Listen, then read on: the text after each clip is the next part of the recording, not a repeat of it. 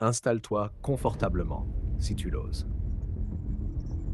La maison du dernier rituel. Marc, un jeune architecte de 32 ans, venait de s'installer dans un petit village isolé du nord de la France pour superviser la rénovation d'une vieille demeure abandonnée. La bâtisse, appelée le Manoir des Ombres, avait été laissée à l'abandon depuis plus de 60 ans. Son histoire était trouble. On racontait que la famille qui y vivait avait disparu mystérieusement du jour au lendemain, sans laisser de traces. Dès son arrivée, Marc sentit une atmosphère pesante, presque oppressante.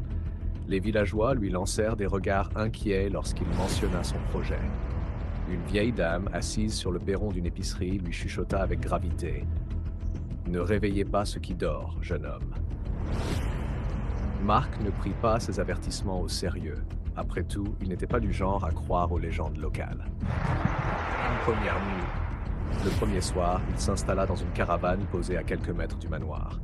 Mais à peine la nuit tombée, il fut réveillé par un bruit étrange, un murmure. Cela semblait venir du manoir. Intrigué, il prit une lampe torche et s'approcha. La porte était entr'ouverte. Pourtant, il était sûr de l'avoir fermée à clé. Il entra. L'air à l'intérieur était glacial. Les murs étaient couverts de symboles gravés dans la pierre, comme des incantations. Il s'avança lentement dans le hall, observant les lieux poussiéreux. Puis, il entendit un bruit sec. Un claquement de porte. Il fit volte-face. La porte d'entrée venait de se refermer violemment. Lorsqu'il tenta de l'ouvrir, elle ne bougea pas d'un millimètre.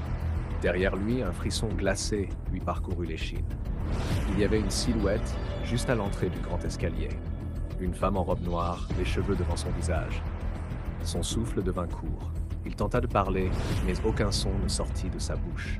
La femme leva lentement la tête. Ses yeux étaient noirs, vides, profonds, comme un abîme. Puis, elle s'avança vers lui. Marc recula brusquement, trébuchant sur un meuble renversé. Lorsqu'il releva les yeux, elle avait disparu. Son cœur battait à tout rompre. Il sortit en courant du manoir, haletant. Ah, ce n'était qu'une hallucination. Il devait être fatigué, ou du moins c'est ce qu'il voulait croire. Le secret du manoir. Le lendemain, Marc interrogea les villageois sur l'histoire du manoir. Un vieil homme accepta de lui parler. « Ce que tu as vu, ce n'est pas une hallucination, garçon. C'est Héloïse Montclair, la dernière descendante de la famille. On dit qu'elle était impliquée dans des rituels occultes. Un soir, elle et toute sa famille ont disparu. Les portes du manoir étaient verrouillées de l'intérieur, mais plus une seule âme vivante n'y était. Seul un message fut retrouvé gravé sur la pierre du salon. « Ne me réveillez pas. » Marc sentit un frisson lui parcourir le dos. « Et vous pensez qu'elle est toujours là ?» Le vieil homme hocha la tête. « Elle n'est jamais partie. » La nuit de l'horreur. Marc aurait dû abandonner, mais il voulait comprendre. Cette nuit-là, il retourna au manoir, cette fois avec une caméra. Minuit. Tout était calme. Puis un bruit, un grattement, comme si quelque chose rampait sur le sol. Il pointa sa lampe torche vers l'escalier. Au sommet, une ombre se dessina. Elle descendait lentement à quatre pattes, ses os craquant à chaque mouvement. Marc sentit son corps se figer. La silhouette se redressa brusquement, puis fonça sur lui à une vitesse inhumaine. Il hurla. La caméra tomba au sol, enregistrant les derniers instants d'une chasse infernale. L'épilogue. Le lendemain, les villageois retrouvèrent la caravane de Marc vide.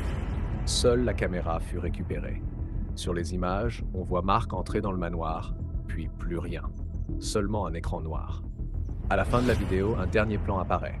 Marc, debout dans le hall, fixant la caméra d'un regard noir et vide. Derrière lui, une voix chuchote.